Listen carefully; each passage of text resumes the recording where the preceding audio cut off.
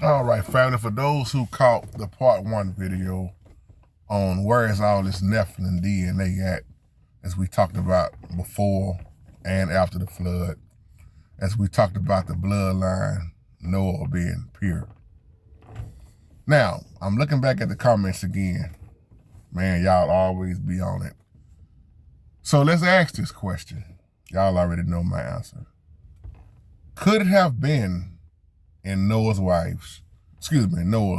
daughter-in-laws, sorry about that.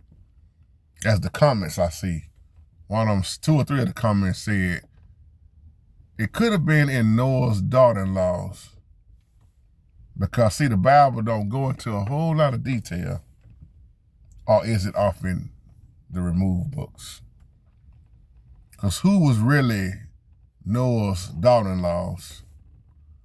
And could it possibly be that they was carrying Nephilim DNA? Or could it not? That's why I said in the other video, you got all kind of stories.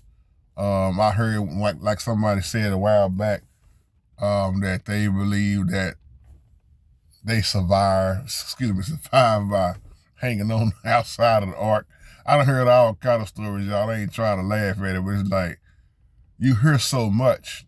And that's why I always say it's dangerous when you don't read the Apocrypha, when you don't study and look at the removed books. I didn't say lost books, I said removed books that fills in the gap, because the King James Version of the Bible, it really don't go into a whole lot of detail about who and really Noah's daughter-in-laws were. You know, that was his son's wives. So you start talking about bloodline, because we know Shem, Ham, and Japheth. We know Noah. We know the story. But who are these daughters and his daughter-in-laws?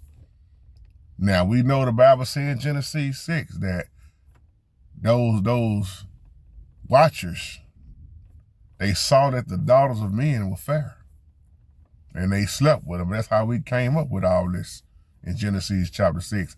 But then again, the book of Enoch, you got 1, 2, and 3.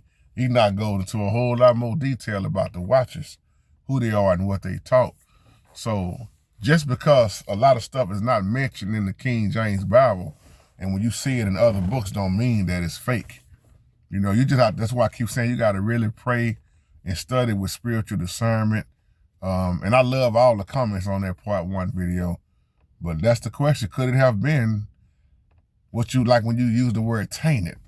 Could their DNA really been like that? You know, the daughters-in-law of Noah. Who did Japheth really pick? See, this is why I do these videos so much about, and I'm gonna say this as I close. This is why I do these videos so much about who we are and what we are, when a lot of people keep saying it don't matter. It don't matter, it don't matter. Jesus' blood, Jesus' blood, Jesus. If you really break down why Jesus' blood, Yahushua blood is so important, you'll really stop saying it don't matter, because it mattered with Christ. Oh yes, his blood, you better realize why his blood is so important. Instead of just singing the song, realize what happened to DNA. Realize what happened on the earth, and realize why the Most High had to send our Savior. And it's you talking about it don't matter, man. And you don't know who's sleeping with who. And you look in the Bible and look at all that, man, incest that was going on, and child sacrificing that was going on, and idol worship that was going on. And that's why I kept saying, man, it's very important.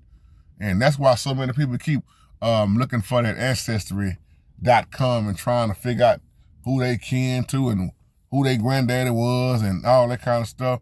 But when you realize who and what Yahushua was, it always mattered. The blood. Oh, the blood. Man, having that pure blood, and you mess around and get with somebody that's not all the way human, like I've been saying for years, oh yeah, it matters. It matters. You know, now I'm going to say this is what I want to say. When people say it don't matter to them, just say it don't matter to you, because you can't speak for everybody else. You cannot speak for everybody. I used to say the same thing when I was lost out here, man. When that stuff matter, man, I don't care this and that. But then when I started studying, it started mattering to me, because not mattering is what kept me lost. If I never really cared, I would have never got into the word. So when I heard people say, man, it don't matter, it's this and that, you just speak for yourself, because what don't matter to you may matter to somebody else.